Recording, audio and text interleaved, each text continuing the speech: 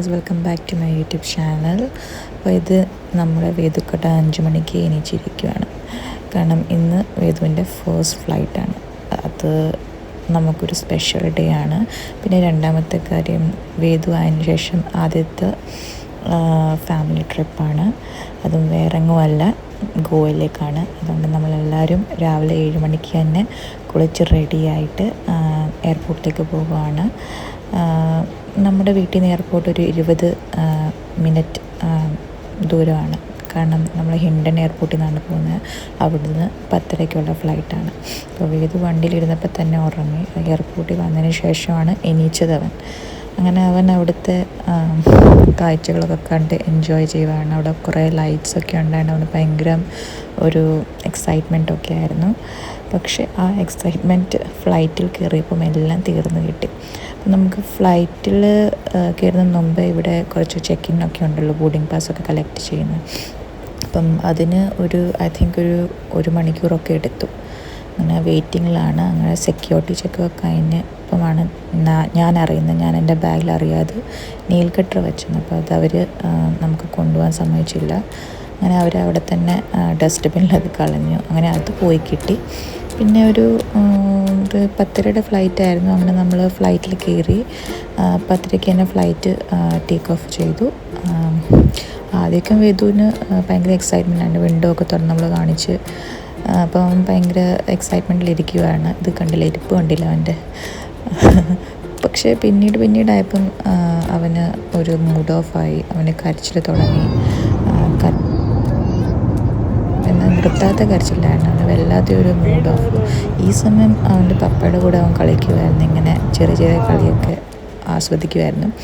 അവിടെ നമ്മൾ പോയ ഫ്ലൈറ്റിൽ കുറേ കുട്ടികളുണ്ടായിരുന്നു. അപ്പം എല്ലാവരും ഈ ലാൻഡിങ് ഒക്കെ ചെയ്യുന്ന സമയത്ത് എല്ലാവരും ഒരുമിച്ച് കരച്ചിലായിരുന്നു.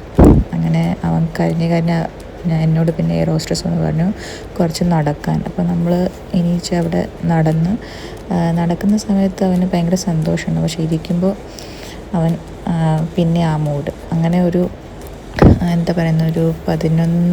12 മണിയൊക്കെ ആയപ്പോൾ നമ്മൾ ഗോവയിലെത്തി. അങ്ങനെ ഇത് കണ്ടില്ല, അവിടെ എത്തിയപ്പോൾ അവൻ എണീച്ചു.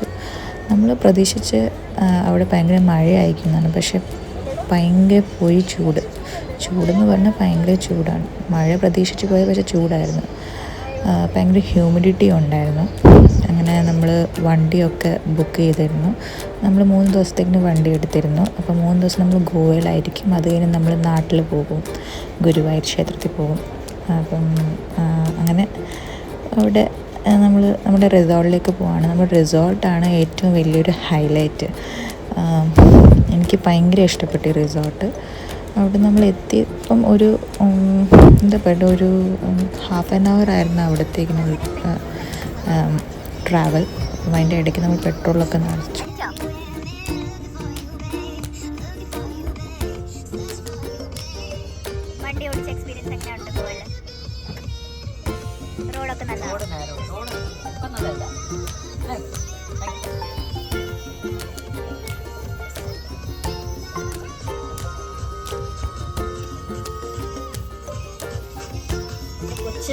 ഗോവയിൽ വന്നിട്ട് അവശനായി. മഴയൊന്നും ഇല്ലല്ലേ. 3 ദിവസം നമ്മുടെ വേദു ഭയങ്കര കരച്ചിലായിരുന്നു. കുറച്ചു നേരം അവൻ മിണ്ടാതിരുന്നു. പക്ഷെ പിന്നെ ലാൻഡ് ആയപ്പോ ഇവൻ കരഞ്ഞുണ്ടായിരുന്നല്ലേ. ഇവൻ എണീച്ച് കഴിഞ്ഞ് ഭയങ്കര കരച്ചിലായിരുന്നു. ഞാൻ അങ്ങോട്ടും നടന്നോണ്ടിരുന്ന് എടുത്തോണ്ടല്ലേ കരയാതെ അല്ലേ വേദു. ഇനിയും റിസോർട്ടിൽ ചെന്ന് ഞങ്ങൾക്ക് ബിരിയാണി കഴിക്കണം. ആരുണ്ടാക്കിയ ബിരിയാണി നമ്മൾ കറങ്ങാൻ വന്നതിന് ശേഷം ബിരിയാണി വീട്ടിൽ നിന്ന് കൊണ്ടുവന്ന് പാക്ക് ചെയ്യും അല്ലേ. അമ്മാസ് ലവ് അല്ലേ വേദു.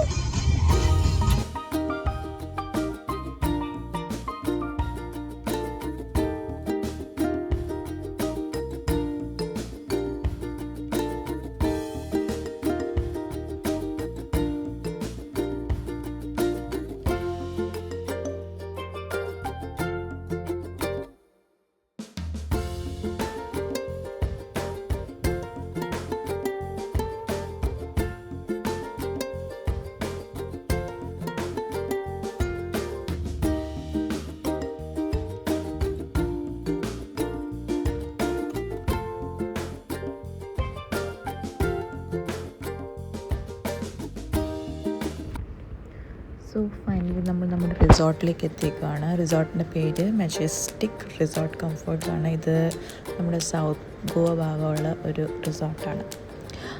ഭയങ്കര നല്ല കാം ആൻഡ് പീസ്ഫുൾ ആയിട്ടുള്ള റിസോർട്ടാണ്. എനിക്ക് ഭയങ്കരമായിട്ട് ഇഷ്ടപ്പെട്ടു. ഞാൻ ഡെഫിനറ്റ്ലി ആയിട്ട് റെക്കമെൻഡ് ചെയ്യുന്ന ഒരു റിസോർട്ടാണ്. നമ്മുടെ ഇവിടെ ബേസിക്കലി ഇവിടെ കോട്ടേജാണ്, ഇങ്ങനെ വുഡൻ കോട്ടേജാണ്. അത് റൂം പോലെ 1 റൂം ബാത്റൂം ഇങ്ങനെ ഒരു കുഞ്ഞൊരു ബാൽക്കണി അതുപോലത്തെ ഒരു സംഭവമായിരുന്നു. പക്ഷെ നല്ല ഭംഗിയുള്ള സ്ഥലമാണ്. നമ്മൾ ചെന്നപ്പം നല്ല ഹ്യൂമിഡിറ്റിയാണ്, മഴയൊന്നുമില്ല, അത് പക്ഷേ ഹ്യൂമിഡിറ്റി ഉണ്ടായിരുന്നു. നമ്മൾ നമ്മുടെ റൂമിലേക്ക് പോവുകയാണ്. ലഗേജൊക്കെ വണ്ടിയിൽ നിന്ന് എടുത്ത്. സോ ഇതാണ് നമ്മുടെ കോട്ടേജ്. ഇതിൻ്റെ 1 മിനിറ്റ് വാക്കിന് ശേഷം നമുക്ക് വർക്ക ബീച്ച് ഉള്ളത്. നമ്മൾ അടുത്ത് തന്നെയായിരുന്നു. വേദവും സംസാരിക്കുകയാണ് വോയിസ് ഓവറിൽ. പിന്നെ നേരെ പോകുമ്പോൾ ഒരു ബ്രിഡ്ജുണ്ട്, അവിടെ നിന്ന് ഇറങ്ങിക്കഴിഞ്ഞാൽ നമ്മുടെ വർക്ക ബീച്ച് എത്തി. So thank you for watching our vlog. നിങ്ങൾക്ക് ഇഷ്ടപ്പെട്ടെങ്കിൽ ഡെഫിനറ്റ്ലി ആയിട്ട് ഒരു ലൈക്ക് തരണം. നമുക്ക് വീണ്ടും വേറെ വ്ളോഗുമായിട്ട് കാണുന്നിടം വരെ take care and bye bye. ഇത് കുറച്ച് ഫോട്ടോസാണ് വേദു ട്രാവൽ ചെയ്തതിൻ്റെ കുറച്ച് ഫോട്ടോസാണ്. ക്യൂട്ട് പിക്കാണ്. നമുക്ക് മെമ്മറിക്ക് വേണ്ടി നമ്മൾ എടുത്ത് വെച്ചേക്കുവാണ്. Okay then bye bye, take care.